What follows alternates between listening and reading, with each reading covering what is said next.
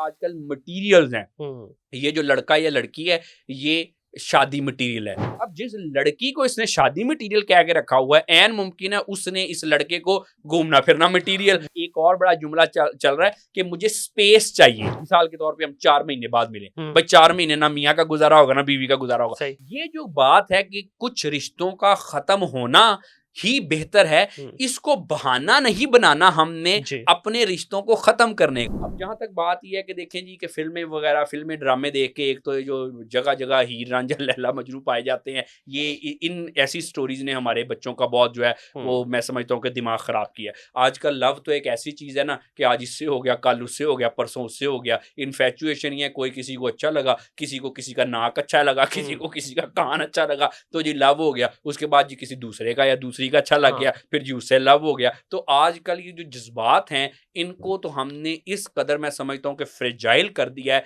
कि हमारे बच्चे जो हैं वो जज्बाती तौर पे मफलूज होके रह गए हैं। अब फिर उसमें दूसरी बात ये है कि जो माशरे में नाम नहाद तरक्की है, उसने इंसान को डबो दिया है। वो पहले तो कहते थे ना कि इंसान रोटी को खाता है, आजकल तो रोटी इंसान को खा रही है। बिल्कुल। ऐसी ऐसी चीजें हमने तरक्की के नाम पे बना दी हैं कि जिसमें बेचारा इंसान, जो हजरत इंसान है, वो बेचारा इंसान कहीं जो है वो पिस के रह गया है। आज आजकल देखिए कितने अच्छे अच्छे नाम है बच्चों का, तो दिल करता है ये काम करने को। पहले तो जो लोग, अभी हमने बात की नशाई, नशा करता था, उसको नशाई चरसी भंगी कहते थे, वो बाद आता था। आजकल तो नाम ही ऐसे अच्छे अच्छे रख दिए हैं, हैश और ये और वो। मैं शीशा कर रहा था, मैं शीशा कर रही थी। वो लोग समझते हैं कि ये बड़ी कोई प्राइड और ऑनर की बात है। इसी को अगर रिलेशनशिप की बात करें तो पहले तो ये होता था ना कि अगर कोई चीटिंग करता था तो उसको हम एक गलत नाम देते थे, जो कि मैं समझता हूँ अच्छा नाम था, उससे उसकी जो है वो डिस्करेज होता था। आजकल आप देखें नाम कैसे कैसे हैं, सॉफ्ट लॉन्चिंग, ऑर्बिटिंग।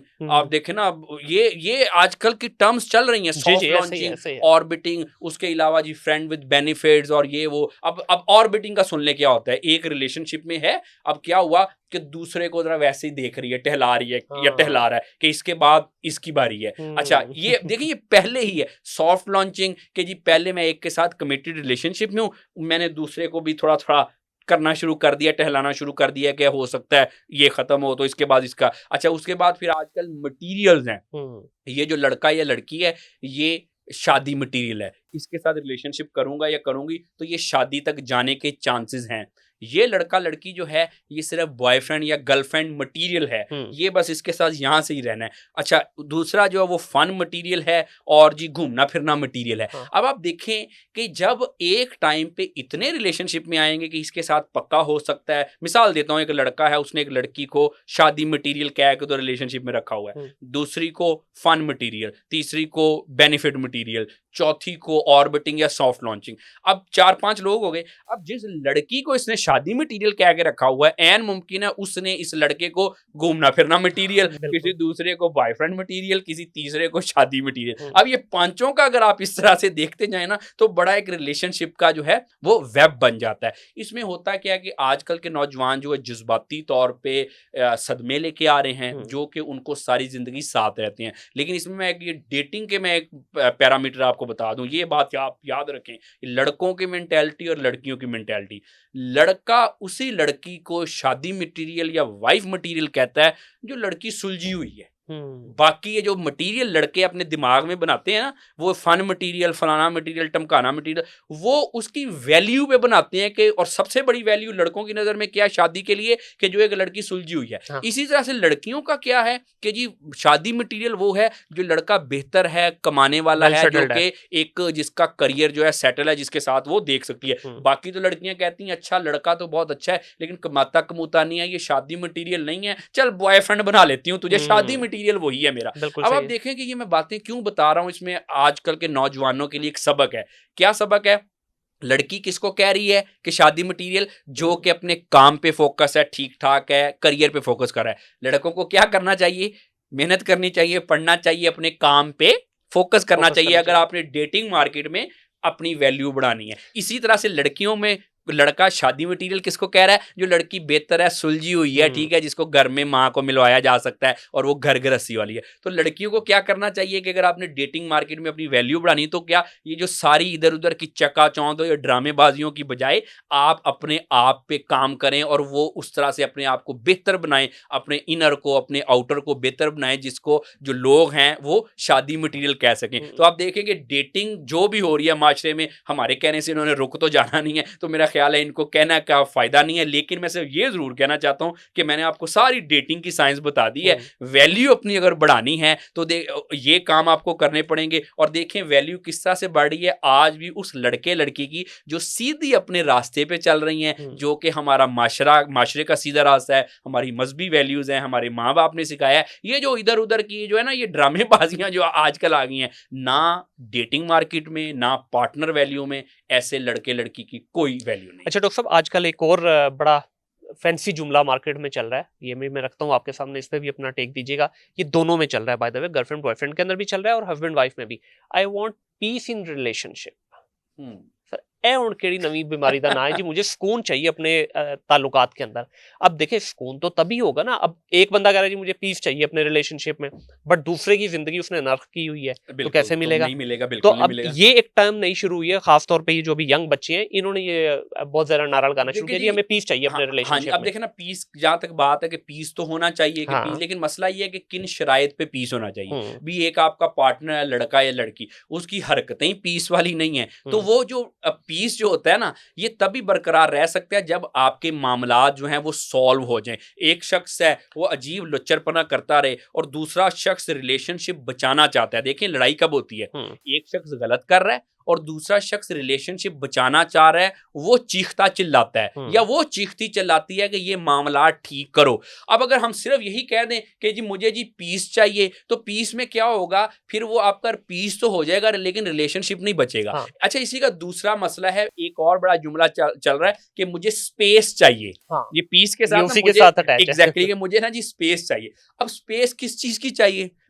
अहम तौर पे वो पार्टनर स्पेस डिमांड कर रहा होता है, गर्लफ्रेंड बॉयफ्रेंड की बात कर रहा हूं, वो पार्टनर स्पेस चाह रहा होता है जिसने जरा इधर उधर ऑप्शंस रखी होती हैं। वो जो स्पेस होता है वो जरा स्पेस लेके फिर जरा थोड़ा सा इधर उधर की देखें। बात ये समझें, मियाँ बीवी या हस्बैंड या जो भी आपके पार्टनर है, उनका एक दूसरे के साथ करीब होना, कुर्बत होना, ये तो इंसान की जरूरत है ना। हाँ। कौन बीवी या शौहर चाहेगा कि मेरी बीवी स्पेस हो? मिसाल के तौर पे हम 4 महीने बाद मिले, भाई 4 महीने ना मियाँ का गुजारा होगा ना बीवी का गुजारा होगा, सही। किसी तरह से भी गुजारा नहीं होगा। मैं खोल के बता देता हूँ, ना जज्बाती तौर पे ना फिजिकली, बिल्कुल ठीक हो ऐसे गया। ही। तो मियाँ बीवी या जो पार्टनर है वो तो चाहते हैं कि हम एक दूसरे के करीब रहें। स्पेस कौन चाहता है? स्पेस वो चाहते हैं जो कि इधर उधर जिन्होंने अपने देखना होता है, जो कि सॉफ्ट लॉन्चिंग करना चाह रहे होते हैं कि देखूं थोड़ी सी इससे मैं स्पेस लूं और कोई और ऑप्शन देखूं, अगर ना वहां पे मेरी दाल गली तो फिर ये तो है ही है। लड़कों ने भी आजकल इस तरह से मामलात रखे होते हैं, जिससे होता ये है